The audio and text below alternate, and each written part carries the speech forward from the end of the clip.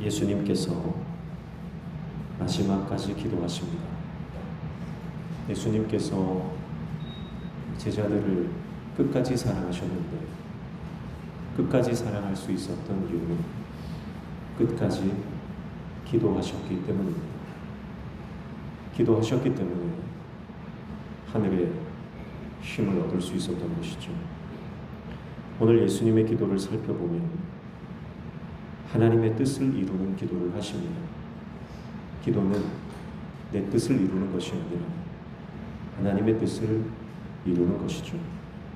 42절 보시면 이르시되 아버지여 만일 아버지의 뜻이거든 이 잔을 내게서 옮기시옵소서. 그러나 내 원대로 마시옵고 아버지의 원대로 되기를 원하나이다 하시니 이 잔을 내게서 옮기시옵소서. 이것은 육신을 가지신 예수님의 마음입니다. 그러나 아버지의 원대로 되기를 원합니다 라고 하는 것이 예수님께서 궁극적으로 이루신 기도의 내용인 것이죠. 두 번째 예수님의 기도는 하늘이 열리는 기도입니다.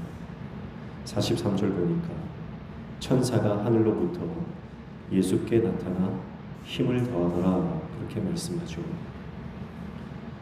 누가복음을 시작할 때 하늘이 열리고 아버지의 음성이 들렸던 성령께서 임재하셨던 것과 같이 오늘 예수님께서 십자가에 달려 돌아가시기 직전 기도하실 때 다시 하늘이 열리고 하늘에서 천사가 내려왔다 그렇게 말씀합니다. 여러분, 우리가 기도할 때 하늘이 열리는 줄로 믿습니다. 그리고 우리에게도 천사가 내려와서 우리의 기도를 돕는 것입니다. 세 번째 예수님의 기도는 기도로 인해 더 깊은 기도로 들어가는 기도를 하십니다. 44절 보시면 예수께서 힘쓰고 애써 더욱 간절히 기도하시니 땀이 땅에 떨어지는 핏방울 같이 되더라 그렇게 말씀합니다. 더욱 간절한 기도로 들어가셨다는 거죠. 더 깊은 기도로 들어가셨다는 것이고 더 깊은 영적인 세계로 들어가셨다라고 하는 것입니다.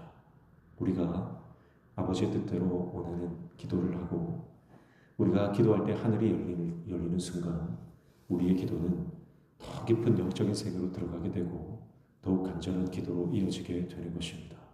중요한 것은 기도를 시작하는 것이고 기도를 지속하는 것이고 기도를 포기하지 않는 것입니다. 그런데 예수님이 기도를 마치고 제자들에게 돌아오니 제자들은 잠들어 있습니다.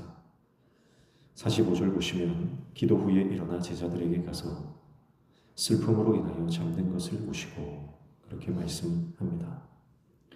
제자들이 기도하지 않는데 누가복음에서는 제자들이 기도하지 않는 이유를 슬픔으로 인하여 라고 말씀을 하고 있습니다. 슬픔에 젖어 잠이 들었다 그런 뜻이에요. 제자들이 왜 슬프냐? 왜냐하면 지금 상황과 분위기 때문에 그렇습니다.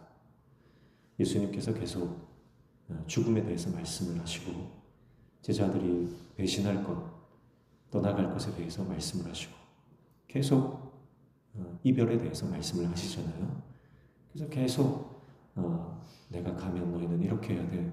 내가 없으면 너희는 뭘 붙들어야 되는지 아니 하면서 계속해서 예수님께서 이별과 헤어짐과 배반과 배신에 대해서 말씀을 하니까 제자들이 마음이 불편한 겁니다. 그래서 마음이 슬픔에 잠겼다라고 하는 것입니다. 그래서 우리가 너무 슬프면 아무것도 하기 싫잖아요. 그래서 제자들은 기도할 힘도 잃고 잠이 들어 버렸습니다. 제자들이 기도하지 않은 이유가 슬픔 때문이라고 하는 것은 우리에게 큰 통찰을 줍니다. 슬픔이라고 하는 것은 감정입니다. 우리는 기도할 수 없는 감정이 들 때가 많이 있습니다. 수많은 감정들, 슬픔과 원망과 분노와 걱정, 누군가에 대한 적개심과 우리 안에 있는 우울감, 이런 것들이 기도하지 못하도록 하는 경우가 많다는 거죠. 우리가 아침에 일어나면 수많은 생각들이 우리 안에 들어옵니다. 돈에 대한 생각, 사람에 대한 생각, 과거에 대한 생각, 미래에 대한 두려움, 수많은 생각들이 우리 안에 들어오게 됩니다. 그리고 그 생각들이 우리의 마음을 뒤흔들어 놓게 되는 거죠. 그래서 기도하지 못하게 될 때가 많습니다.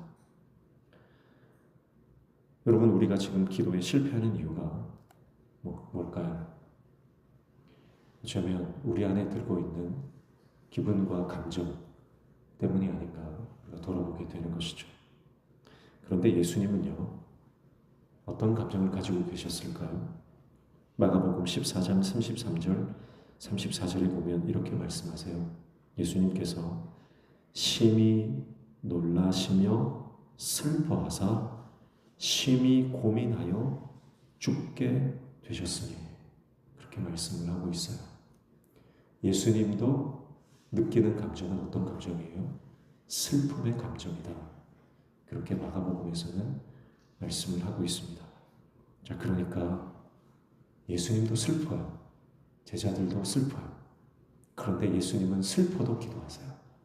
제자들은 슬퍼서 기도를 안 한다라고 하는 것입니다. 무슨 말이에요? 슬픔은 기도를 방해할 수는 있지만 기도를 멈추게 할 수는 없다는 겁니다. 예수님은 슬픔을 돌파하시고 기도의 자리로 나가셨다는 겁니다. 슬픔이 예수님의 감정을 짓눌렀지만 그 슬픔을 기도로 돌파하셨다라고 하는 것입니다.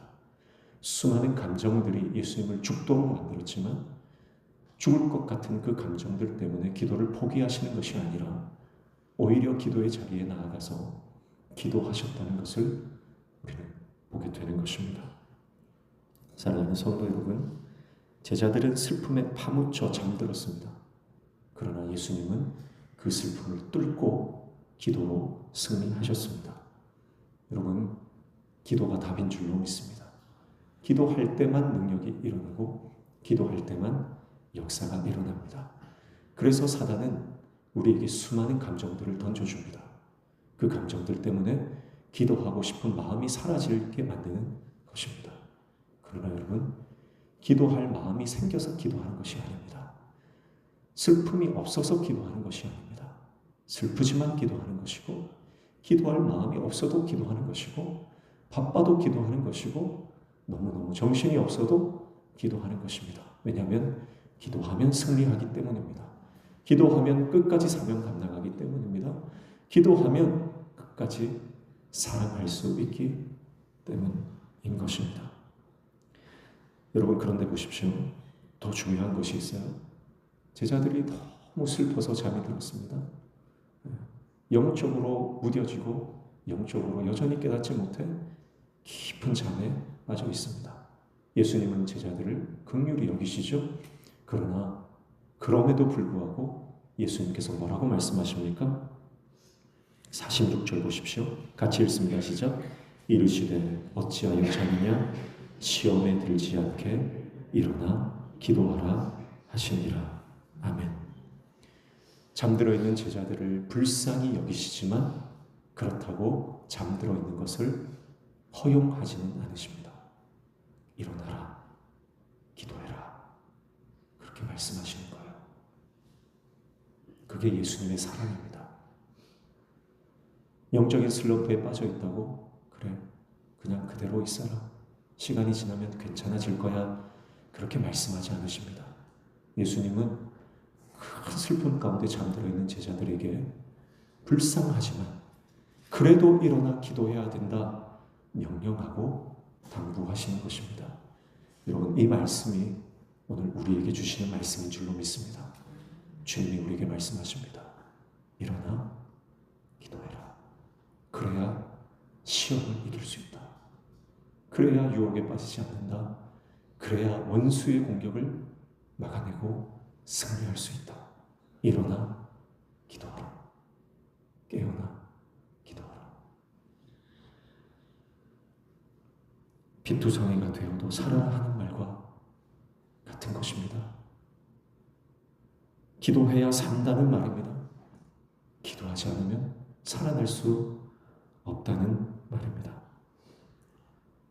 예수님께서 마지막으로 제자들에게 포기하지 않고 당부하시고 명령하신 말씀이 기도하라는 말씀.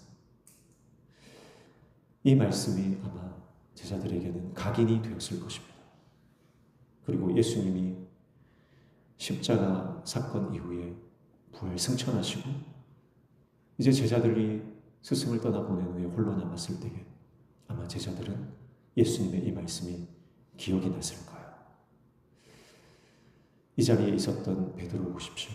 베드로는 이후에 기도의 사람이 되죠.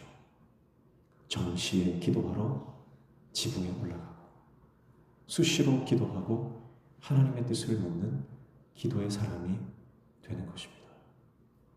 예수님이 그만큼 강조하고 예수님이 그만큼 당부했기 때문에 기도의 사람들로 변해가는, 결국은 기도의 사람이 되어져가는 제자들의 모습을 보는 것입니다. 오늘 저와 여러분이 예수님의 명령에 순종하여 끝까지 기도하시기를 축복하고 기도의 자리로 나아가는 것을 포기하지 않으시기를 축복하고 기도로 승리하는 저와 여러분 되시기를 주님의 이름으로 축복합니다. 우리 찬양할까요? 괴로울 때 주님의 얼굴 보라.